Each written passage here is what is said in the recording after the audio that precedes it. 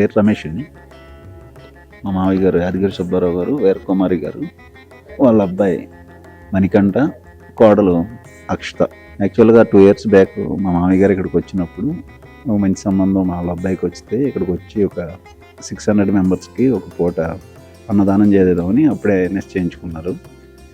అనుకున్నట్టుగానే as early as possible మంచి సంబంధం వచ్చి మంచిగా జరిగింది అనుకున్నట్టుగా. అందుకని ఇక్కడ చూసినప్పుడు కూడా ఒక 600 మెంబర్స్ శరణార్థులకి ఒక వేదిక, ఇక్కడ వసతి కల్పించి వాళ్ళు పెట్టడం అనేది చాలా మంచిగా అనిపించింది. సో ఒక్క పూట మన కంట్రిబ్యూషన్ అనేది ఇద్దామని ఆ రోజే డిసైడ్ అయ్యారు ఆయన.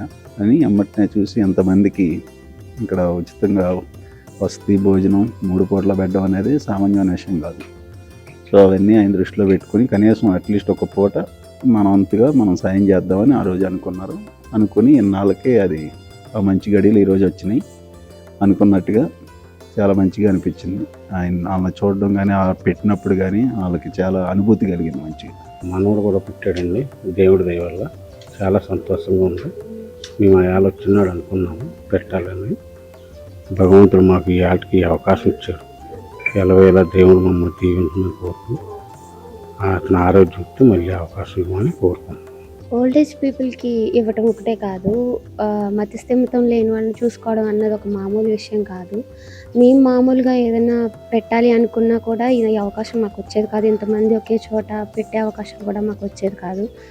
మాకు పెళ్ళిలో భోజనాలకి ఎంతోమందికి పెట్టినా కూడా ఇంత అనుభూతి రాలేదు. మాకు చాలా హ్యాపీగా అనిపించింది. మా చేతులతో మేము వడ్డించేసరికి చాలా ఆనందంగా ఉంది.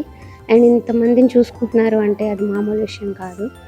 ఆయన ఎవరైతే రెస్పాన్సిబుల్గా చూసుకుని ఇక్కడ అంతా సపోర్ట్ చేస్తున్నారో వాళ్ళందరూ ఎప్పుడూ ఇలాగే ఆరోగ్యంగా ఉండి వీళ్ళందరికీ చూసుకునే అవకాశం స్టాఫ్ అందరికీ ఎప్పుడు ఎల్లవేళలో ఇలాగే వాళ్ళని చూసుకునే ఒక స్ట్రెంగ్త్ వాళ్ళకు ఉండాలి.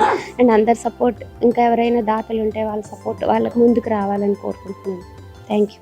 అమ్మా నాన్న అనాథాశ్రమంలో జీవిస్తున్న నా అంటూ ఎవరూ లేని 600 మంది అన్నదానానికి సహకరించి పుణ్యం కట్టుకోండి. వారి నిత్యాన్నదానం నిమిత్తం బియ్యం, పప్పు, కూరగాయలు వంటి కిరాణా సామాగ్రిని అందించి మానవత్వం చాటండి. మీ ఇంట జరిగే పుట్టినరోజులు, పెళ్లి రోజులు, పెద్దల వర్ధంతి కార్యక్రమాల వేళ ఈ అభాగ్యులకు శక్తి మేర అన్నదానం చేసి ఆయురారోగ్య అష్టైశ్వర్యాలతో జీవించండి.